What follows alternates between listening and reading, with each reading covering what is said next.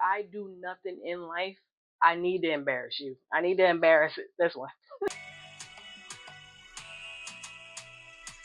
Hey everyone, welcome back to my channel. If you've been following the series, I am just been listing all the reasons I believe that I don't have any friends. And today I wanted to talk about unprovoked messiness. So I was at the dentist and the person at the front desk, she was taking all my information. It was just me at that point because I made an appointment for my fiance as well. So this was just my initial appointment. Went through, talked to the lady. She was really nice, really cute. And she looked like she was around my age or a little bit younger. Um, and me and her were just having a conversation with each other. It was like pleasant, healthy exchange back and forth. But my husband, like when I came in for my husband the next time, she was okay. She was like, no, just speaking to me as well. Spoke to him. Everything was good. But when we went into the back and it was time, because my husband's younger than me, so we went to the back and we talked to the person that was going to be taking care of our bill and getting us the next appointment and everything and schedule and everything. She said to me first, because my appointment was before his, she was like, "Oh, your son is out there, and you can tell him to come back if you want." I was like, "No, that's not my that's not my son. That's my fiance." So the woman was like deeply apologetic. She was like, "Oh my God, I'm so sorry. The girls up front told me that your son was out there." So there was only one girl out front, and that's the one who took all my information and was pleasant to me. So that's the thing I don't really understand about that, because what upset me, my husband didn't care. He just kind of like laughed on my fiance. He laughed it off. But I was upset because I was like, okay, that came out of nowhere. That was completely unprovoked. It wasn't like I was nasty to you or said something wrong to you or said something you didn't like, whatever case may be. Something that could be misconstrued as an insult. It was more or less like I'm literally just checking in. My fiance is literally just checking in. We're not really talking to you or barely to each other because I was tired and he was tired. It was an early appointment. So the fact that you would do that, and you would do that to your coworker, that's how far her willingness to be messy went, that she got her coworker involved. And she had her coworker then say, "Oh, bring your son back." Like it wasn't even like a joke. It was like literally, that's her son. And I'm like, okay, because if you could see the woman's face, she was genuinely like, "Oh shucks, like, oh my God, I am so sorry." And I didn't say anything. Like once I was done my appointment, because I had to go see her first. Once I was done my appointment and I just sat out in the waiting room, she brought us both back. And I didn't tell my fiance what happened because I was just going to like tell him later. She ended up telling. She was like, "Oh my, I made a huge mistake. I'm just letting you know now. This is what happened." And once again, like I said, he laughed it off, and we both kind of laughed it off. But it just made me look at the lady, the front desk lady, so much more differently after that. And the next, we had to go for two more appointments, another one for mine and another one for his. The second time I went in there, or even this is the third time at this point. The first time she was really nice. Second time she was messy. Third time she was like, "Oh, how's the fiance?" Blah blah blah. I'm like, "He's good."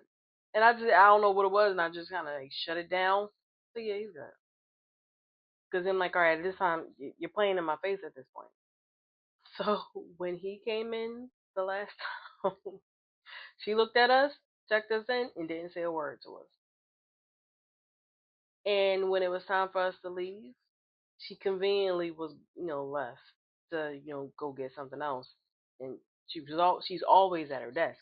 So the fact that she got up and wanted to leave now and just not to see us out the door, it was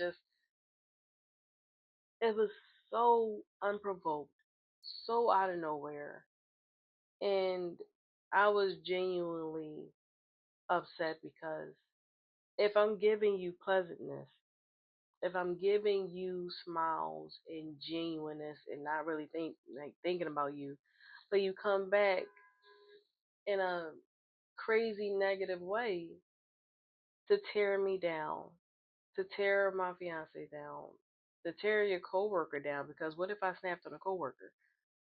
Like that's how far your reach of messiness went. And I wish I could say that she's the only one, but it it was one instance where there was an older lady, and it was when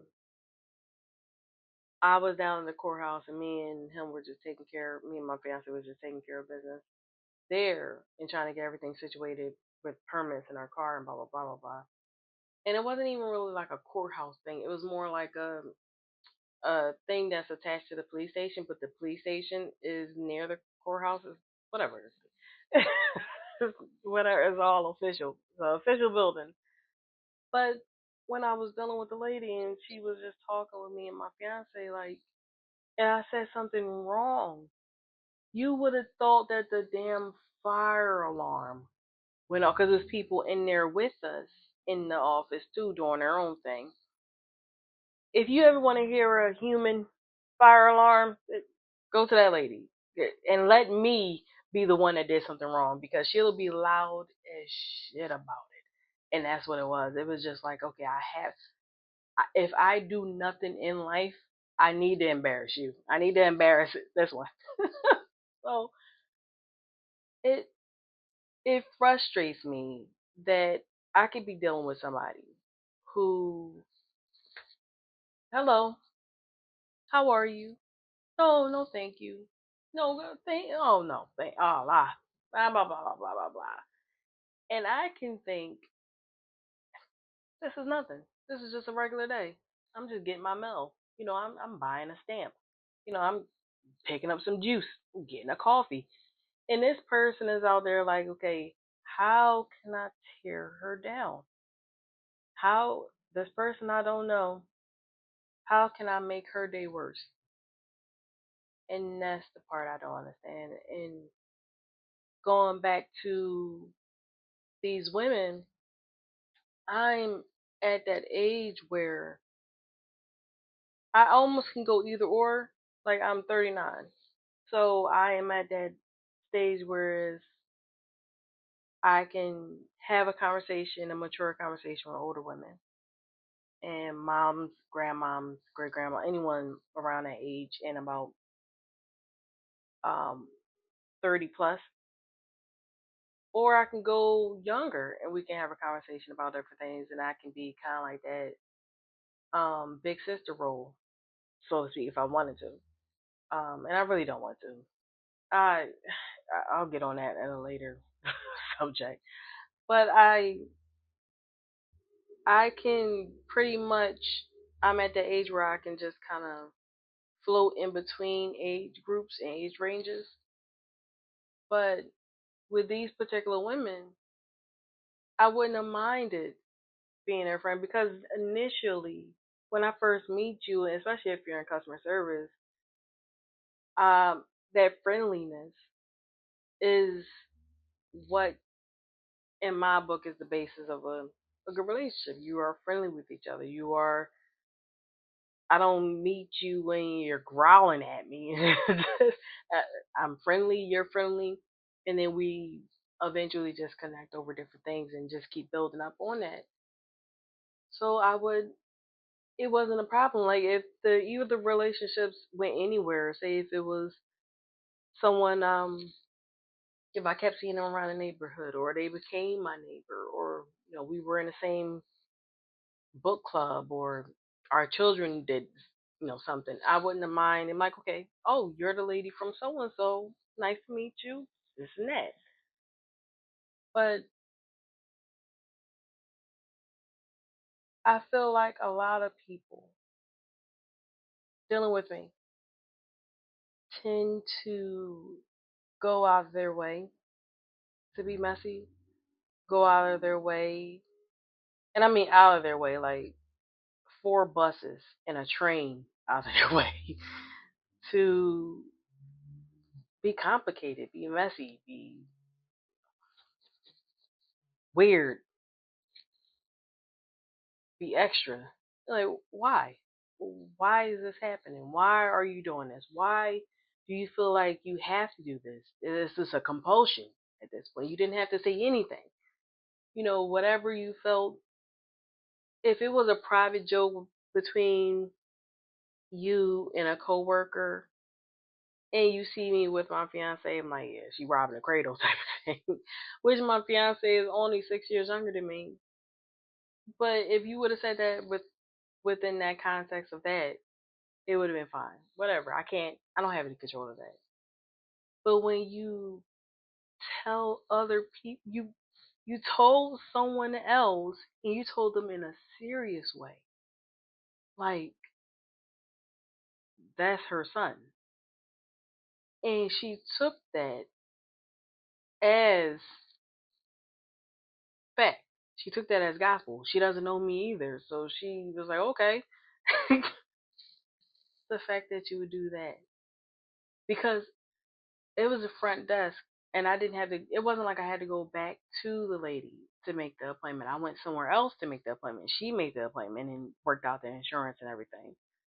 So all I had to do was just walk out and not talk to the front desk lady again until it was time for me to check in for another appointment. So I would have never known.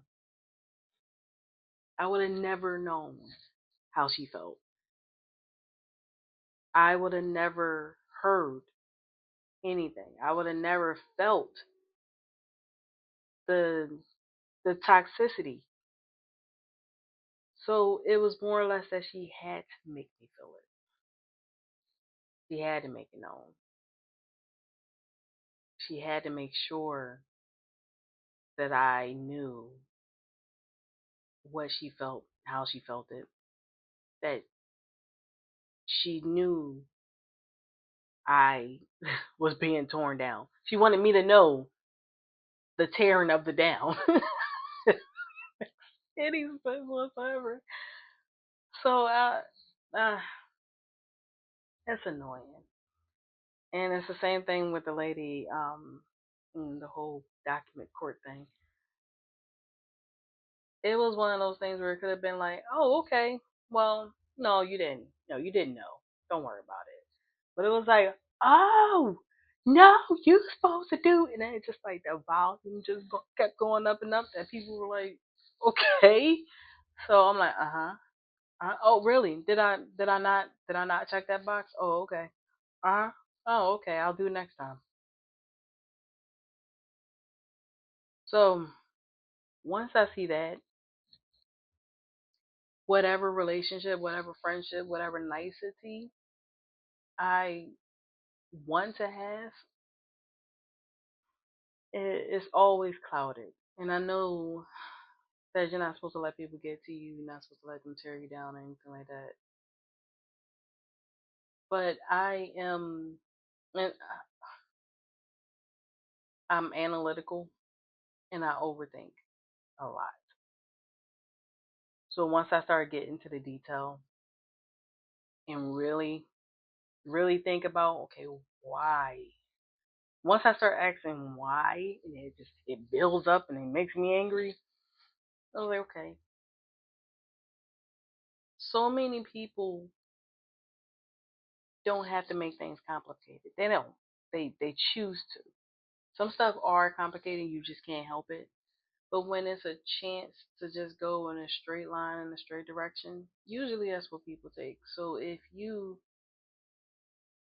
don't go in a straight line and in a straight direction to be a good person, especially a good person to me, it makes me analyze, okay, what kind of spirit will make you do that? What's wrong heart wise that'll make you want to dim somebody's light. I don't. And I see that, and I'm like, once I get a whiff of that, you will probably never see me again. And I think that would happen when when I had to go pick up the documents from the lady. She was working with somebody else, and I was just gonna go up to talk to her again, just whatever the case may be. But then when it was time, a guy called me over and he assisted me whatever I had to do. But I can almost see the lady kind of like trying to speed up whatever she she was trying to speed up the paperwork and trying to interact with the lady that she was working with. And she was like, yeah, it's fine. Yes, don't worry about it. And she was trying to speed up her interaction with the lady she was working with just so she can talk to me again and, you know, tear me down again. Or, do her little, whatever, little poke holes, at whatever I was happy about that day. And I just look at that and I just think, like, okay, bitter Betty. I can't do anything about that, but it stays with me. And I'm trying not to let it. Like, I'm trying to just move on. Um, with a lot of different things and a lot of different parts of my life. But stuff like that sticks with me, and I think that's one of the reasons. One of the reasons why I don't have a lot of friends, because I'm always looking out for the light dimmers, so to speak, and the damn unprovoked messiness of it all. So that's all I have for you today. I will be back with more reasons because I have plenty of why I believe I don't have any friends. So just stay tuned for more. All right. Have a great day.